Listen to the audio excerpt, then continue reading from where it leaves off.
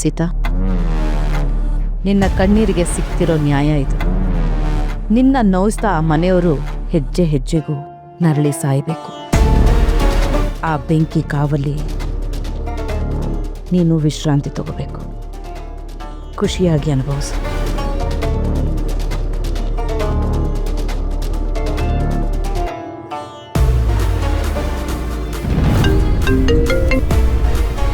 ಆನಂದಮಯ, ಕರುಣಾನಂದಮಯ. ಹಾಸ್ಪಿಟ್ಲ್ ಕೈಗೆ ಬಂದ್ಮೇಲೆ ಆನಂದದಲ್ಲಿ ತೇಲ್ತಿರೋ ಹಾಗಿದೆ. ತಾತನ ಹುಟ್ಟಬ್ಬ ಬೇರೆ, ಸಾಕಷ್ಟು ಜೋರಾಗಿ ಮಾಡಿದ್ರಿ. ಹೇಗಿದೆ ಈ ತಾತ್ಕಾಲಿಕವಾದ ಆನಂದ? ಈಗ ನಿಮ್ಗೆ ಏನ್ ಬೇಕಾಗಿದೆ? ಈಗ ಬೇಕಾಗಿರೋದು ನಿಮ್ ಖುಷಿ. ನೀನ್ ಅರ್ಥ ಮಾಡ್ಕೋತಿದ್ಯಲ್ಲ, ಆ ರೀತಿ ಅಲ್ಲ. ಯಾವ ರೀತಿ ಅಂತ ಹೇಳ್ತೀನಿ ಕೇಳು. ನಿಮ್ಮ ಖುಷಿ ನನ್ನ ಮುಟ್ಟಿಲಿರ್ಬೇಕು. ಅದನ್ನ ಹಿಂಡಿ ಹಿಂಡಿ ರಸ ತೆಗಿತಾ ತೆಗಿತಾ ನಿಮ್ಮ ಜೀವನನೇ ಬತ್ತು ಹೋಗ್ಬೇಕು. ಇದೇ ನನಗೆ ಬೇಕಾಗಿರೋದು. ಇಂಥ ಕೆಟ್ಟ ಆಸೆಗಳು ನಿಮ್ಗೆ ಹೇಗೆ ಬರುತ್ತೆ? ಯಾಕೆ ಬರುತ್ತೆ?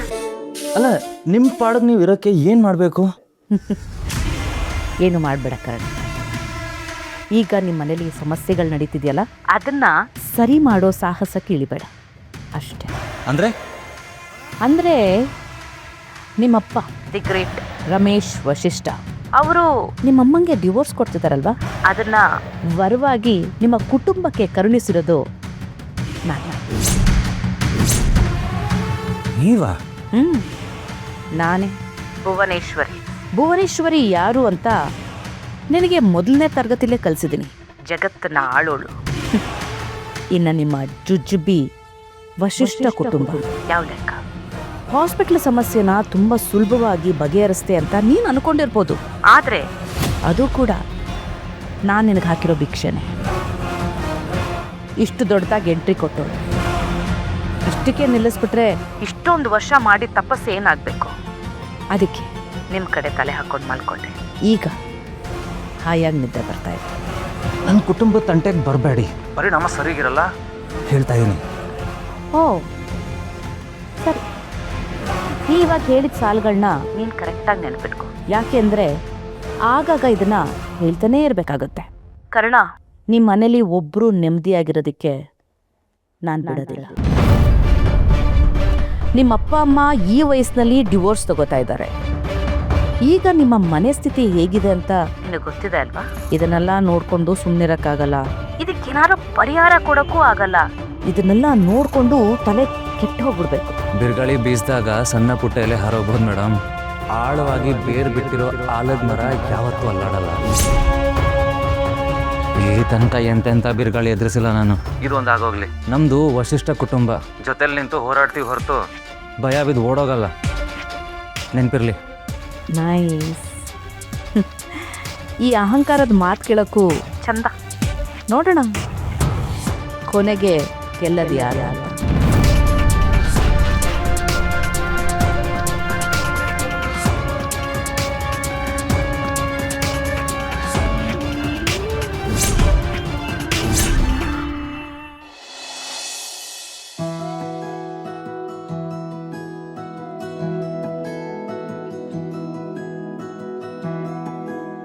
ಬಾಬಾ ಮಾ, ಬೆಳಿಗ್ಗೆಯಿಂದ ಒಂದು ಲೋಟ ಕಾಫಿ ಸಿಕ್ಕಿಲ್ಲ.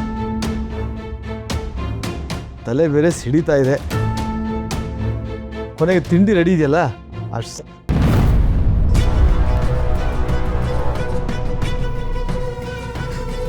ಅಮ್ಮ ಏನು ಖಾಲಿ ಇದೆ? ಅಮ್ಮ ನಿನ್ನೆ ಕೇಳ್ತಾ ಇರೋದು ದೋಸೆ ಇಲ್ವಾ? ನನಗೆ ಗೊತ್ತಿಲ್ಲಪ್ಪ. ನಂಗೆ ಬಿಸಿ ಬಿಸಿ ದೋಸೆ ಎಷ್ಟು ಬೇಕು ತಂದು ಕೊಟ್ಟರು. ತುಂಬ ಚೆನ್ನಾಗಿದೆ, ತಿಂತಾ ಇದ್ದೀನಿ. ಚಟ್ನಿ ಅಂತೂ ಸಕ್ಕತ್ತಾಗಿದೆ ಕಣ, ಖಾರವಾಗಿ. ನಿನ್ನ ಫೇವ್ರೆಟ್ ಶೇಂಗಾ ಚಟ್ನಿ. ಎಲ್ಲ ಎಲ್ಸತ್ರು. ನನಗೊಂದು ಪ್ಲೇಟ್ ತಿಂಡಿ ಇಡೋದಕ್ಕೆ ಅವ್ರಿಗೇನು ಕಷ್ಟ? ಅಯ್ಯ, ಅವ್ರು ಯಾಕೆ ಸಾಯ್ಬೇಕು? ವೆದರ್ ಚೆನ್ನಾಗಿದೆ ಅಂತ ಎಲ್ಲ ಹೊರಗಡೆ ಕೂತ್ಕೊಂಡು ತಿಂತಾ ಇದ್ದಾರೆ. ಈ ಮನೆಯಲ್ಲಿ ಎಲ್ರಿಗೂ ಅವ್ರವ್ರದ್ದೇ ಚಿಂತೆ. ಮನೆ ಯಜಮಾನನ ಮೇಲೆ ಒಂದು ಚಿಕ್ಕ ಕಾಳಜಿ ಕೂಡ ಇಲ್ಲ. ಉತ್ತಮರ ಜೊತೆಯಲ್ಲಿದ್ದರೆ ಒಟ್ಟಿ ಹಾಲು, ದುಷ್ಟು ಜೊತೆಲಿದ್ರೆ ಒದೆ ಬೆತ್ತ ಅಂತ. ಅಡುಗೆ ಮಾಡೋಳೆ ಬೇಡ ಅಂದಮೇಲೆ ದೋಸೆ ಹೆಂಗೆ ತಟ್ಟೆ ಬರುತ್ತೆ ಹೇಳು?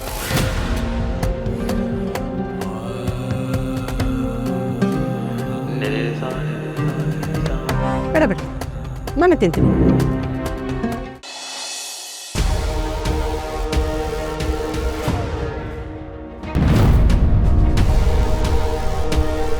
ನೀವು ಹೀಗಿಲ್ಲಿ ಎಂಜಾಯ್ ಮಾಡ್ತಾ ಕೂತ್ಕೊಂಡಿದ್ರೆ ನನಗೆ ತಿಂಡಿ ಮಾಡ್ಕೊಡೋರು ಯಾರು? ನೀವು ತಿಂಡಿ ತಿನ್ನೋದು ಬೇಡ ಅಂತ ಯಾರು ಹೇಳಿಲ್ವಲ್ಲ?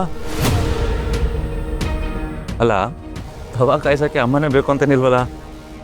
ಮನುಷ್ಯಂಗೆ ಹೊಟ್ಟೆ ಹಸ್ದಾಗ ತಾನೇ ದಾರಿ ಸಿಗುತ್ತೆ. ನೀವು ಹುಡ್ಕೊಬಿಡಿ, ಏನಿಲ್ಲ. ತಟ್ಟೆ ಹಿಡಿಯೋ ಬದಲು ಹಿಟ್ಟಿಡಿರಿ. ನನಗೆ ನೀವು ಯಾರೂ ಬುದ್ಧಿ ಹೇಳಬೇಕಾಗಿಲ್ಲ. ಡೈನಿಂಗ್ ಟೇಬಲ್ ಮೇಲೆ ಕೂತ್ಕೊಂಡು ತಿಂಡಿ ತಿನ್ಬೇಕು ಅನ್ನೋ ಕಾಮನ್ ಸೆನ್ಸ್ ನಿಮ್ಗೆ ಯಾರಿಗೂ ಇಲ್ವಾ? ಹಾಟ್ ಬಾಕ್ಸ್ ತೊಗೊಂಡು ಬಂದು ಇಲ್ಲಿ ಇಟ್ಕೊಂಡ್ಬಿಟ್ರೆ ನಾನೇನು ಗಾಳಿ ತಿನ್ಲಾ?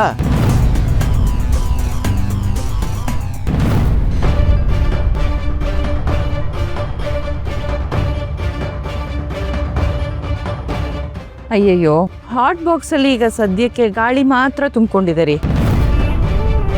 ನಮ್ಗೆ ಎಷ್ಟು ಬೇಕೋ ಅಷ್ಟೇ ದೋಸೆ ಮಾಡ್ಕೊಂಡಿದ್ವಿ. ಅಪ್ಪ, ದೋಸೆ ನೀವೇ ಮಾಡ್ಕೋಬೋದು.